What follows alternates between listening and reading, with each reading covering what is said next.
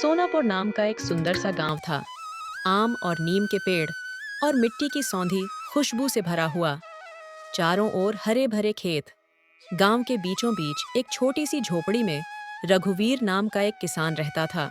रघुवीर बहुत ही मेहनती और ईमानदार आदमी था।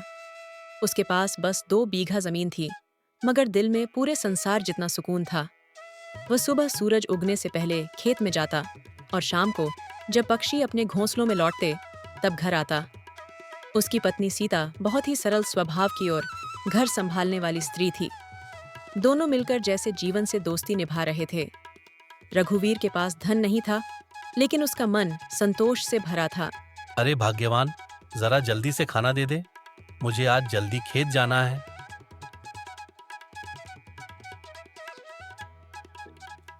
इतनी जल्दी क्यों?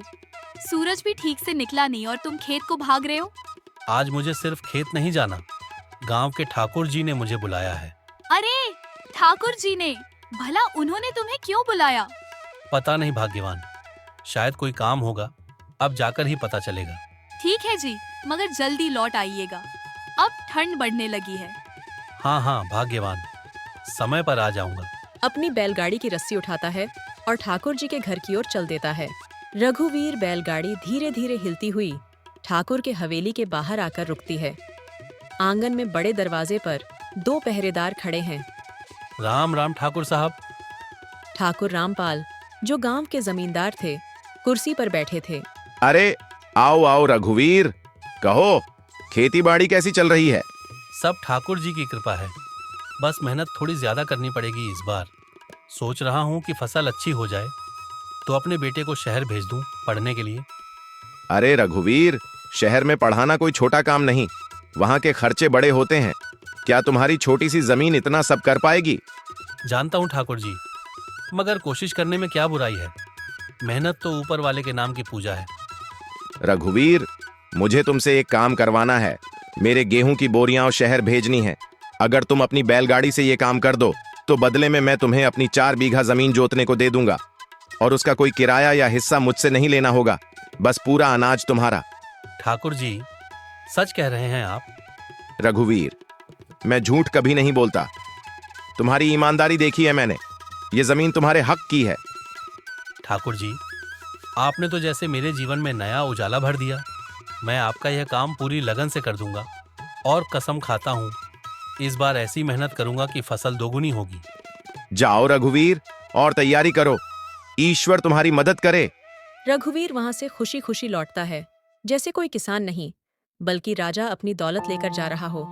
रघुवीर शाम के समय घर लौटता है। जैसे ही आंगन में पहुंचता है, अरे भाग्यवान, जरा सुनो तो, कहाँ हो?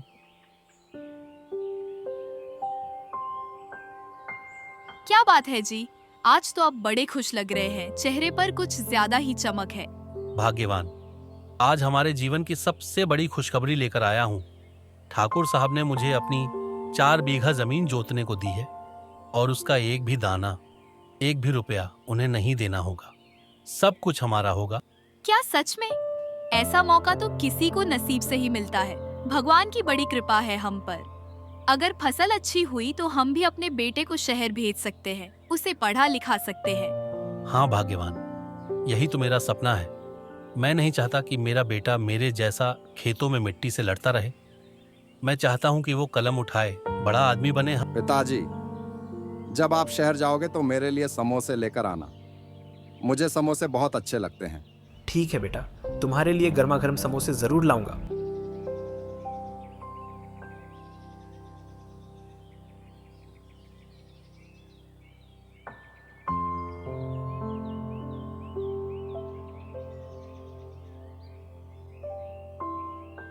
लीजिए जी, आज तो आप खूब थक गए होंगे, पहले खाना खा लीजिए। हाँ भाग्यवान, मगर आज थकान नहीं, बस सुकून है। लगता है हमारे अच्छे दिन आने वाले हैं। अगली सुबह सूरज की पहली किरण खेतों पर पड़ रही थी। रघुवीर अपनी बैलगाड़ी तैयार कर रहा था। गाड़ी में बड़ी बड़ी गेहूं की बोरियां रखी थीं, जो ठाकुर साहब के कहने पर शहर भेजनी थीं। सुनिए जी, जरा धीरे चलाइएगा, रास्ते में गड्ढे बहुत हैं और ठंड भी बढ़ गई है। तुम चिंता मत करो भाग्यवान, मैं रास्ते का पुराना खिलाड़ी हूँ। बस एक बात याद रखिए, जल्दी लौट आइएगा। मुझे अच्छा नहीं लगता जब आप देर से घर आते हैं। ठीक है भाग्यवान, शाम ढलने से पहले लौट आऊंगा। रघुवीर गांव की पगडंडी छोड़कर शहर की ओर निकल पड़ता है। रास्ते में खेत, तालाब और मिट्टी की खुशबू उसके साथ चलती है। कुछ घंटे बाद वह शहर पहुंचता है। वह सीधे हरिकाका की दुकान पर पहुंचता है, जो अनाज का व्यापारी था। राम राम काका। अरे रघुवीर, तू यहाँ शहर में कैसे? काका, ठाकुर जी की बोरियां लेकर आया हूँ। उन्होंने कहा था कि आपको पहुंचा दूं। अरे हाँ हाँ बेटा, याद आया, रखवा दे गोदाम में। और सुन, तू इतना दूर से आया है, चल कुछ नाश्ता कर ले। नहीं काका, रात होने से पहले घर पहुंचना है, फिर कभी खा लूंगा। ठीक है बेटा, ठाकुर जी से कहना कि बोरियां ठीक से पहुंचा दी गईं, और अगली बार आए तो बिना नाश्ता किए मत जाना। रघुवीर बोरियां रखवाकर लौटने लगता है। रास्ते में एक जगह थककर रुक जाता है। तभी पास के रास्ते से उसका गांव का एक किसान गोपाल आता है। अरे रघुवीर भाई, तुम यहाँ क्या कर रहे हो? अरे भाई, ठाकुर जी की बोरियों का हिसाब लेने आया था। रास्ते में थक गया तो सोचा थोड़ा आराम कर लूं। अच्छा हुआ मैं आ गया, चलो साथ गांव चलते हैं। रास्ते में एक छोटी सी समोसे जलेबी की दुकान दिखती है। रघुवीर बोला, अरे रुको गोपाल, मेरे बेटे ने मुझसे समोसे मंगवाए हैं, उसे बहुत पसंद है। भैया, समोसे कैसे दिए? 1 रुपए का एक समोसा। ठीक है, 5 समोसे और थोड़ी जलेबी दे दो।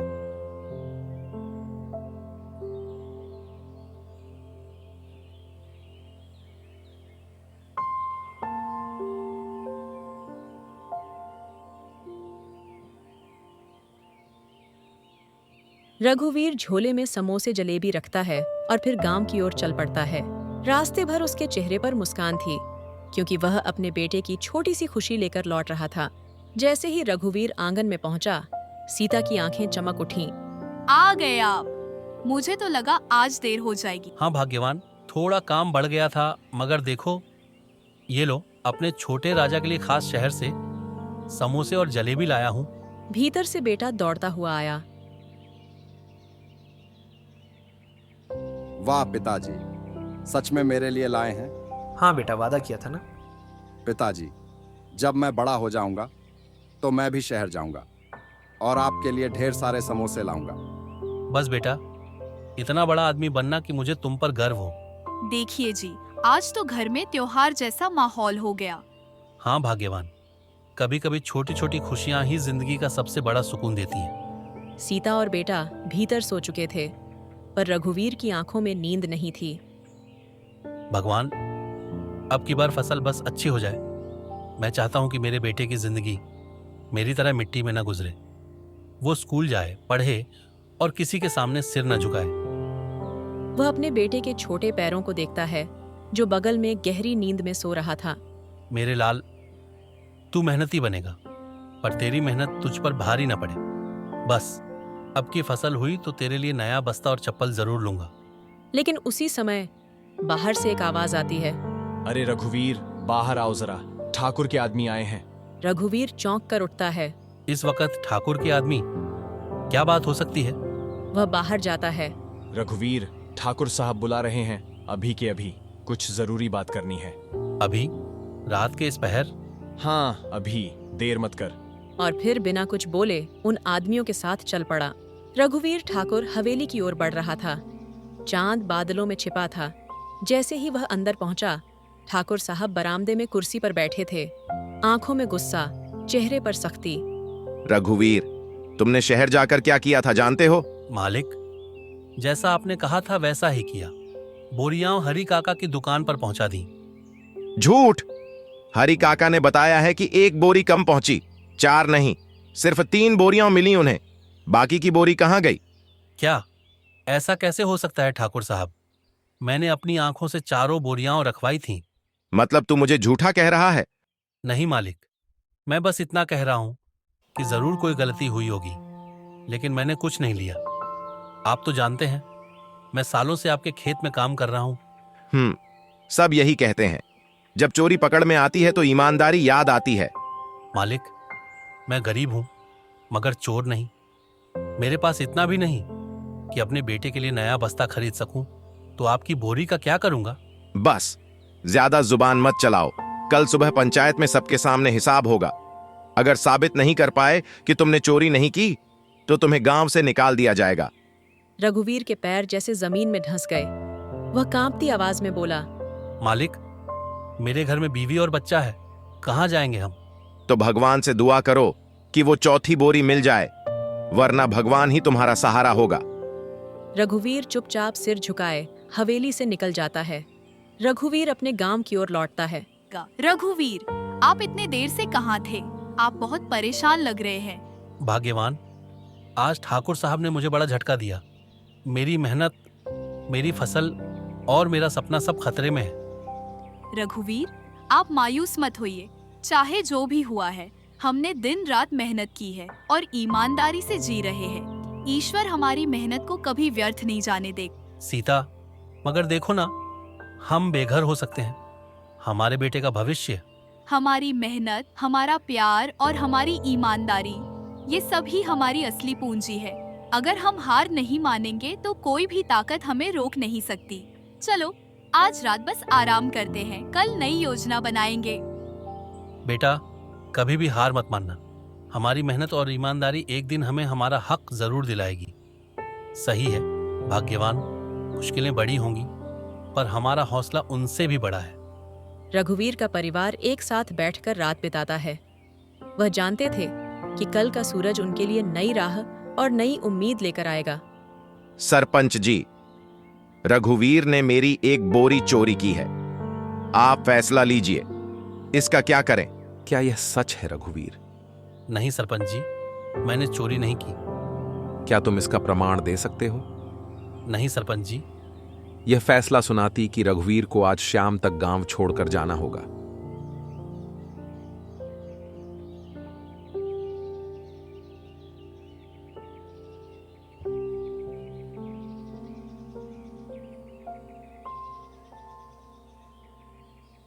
अब समय है अपने परिवार के लिए कुछ नया करने का।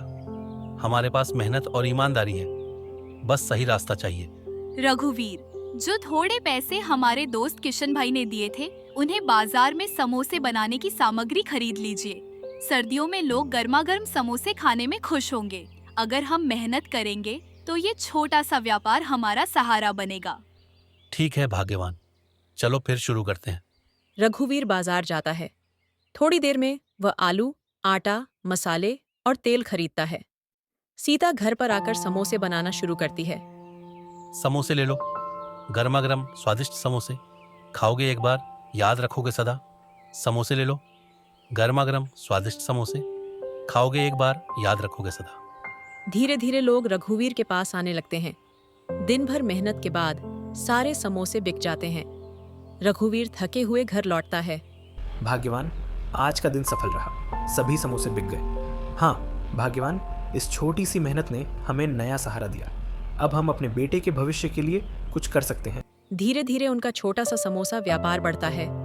रघुवीर और सीता दोनों मेहनत करते हैं। शहर में उनका नाम फैलता है और धीरे धीरे उनके पास अच्छी आमदनी होने लगती है। कुछ महीने बाद रघुवीर और सीता का समोसा व्यापार खूब चल रहा था। शहर में उनकी दुकान रोज भीड़ से भरी रहती थी। बच्चा भी पढ़ाई में अच्छा कर रहा था और उनके सपनों का रंग धीरे धीरे साफ दिखने लगा।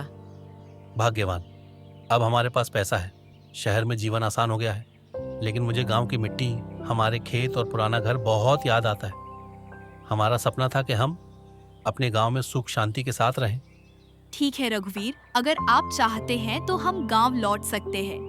वहाँ की मिट्टी, हवा और अपनापन कहीं और नहीं मिलेगा। हम नया घर बनाएंगे, ऐसा घर जहाँ हमारे सपनों की हर चीज रहे। रघुवीर ने किशन भाई से बात की। किशन भाई, हम गांव लौट रहे हैं। हमारी मदद के लिए धन्यवाद। आपके बिना ये सब मुमकिन नहीं था। बेटा, असली दोस्त वही होता है जो बुरे समय में साथ खड़ा रहे। अब तुम गांव लौटकर खुशी खुशी अपने खेत और घर संभालो। रघुवीर और उसका परिवार गांव लौट आता है। खेतों की मिट्टी को महसूस करते हुए रघुवीर बोला, भाग्यवान, हम वापस आ गए। अब हम अपनी मेहनत और ईमानदारी से नया जीवन बनाएंगे। हमारे सपने अब सिर्फ शहर तक सीमित नहीं रहेंगे, गांव में भी उनका घर होगा। गांव लौटते ही पड़ोसियों को भी अपनी गलती का एहसास होता है। सुखीलाल और उसके साथी शर्मिंदा होकर रघुवीर के पास आते हैं। रघुवीर भाई, हमें माफ कर दो। हमने आपकी फसल बर्बाद की थी, अब पछतावा है।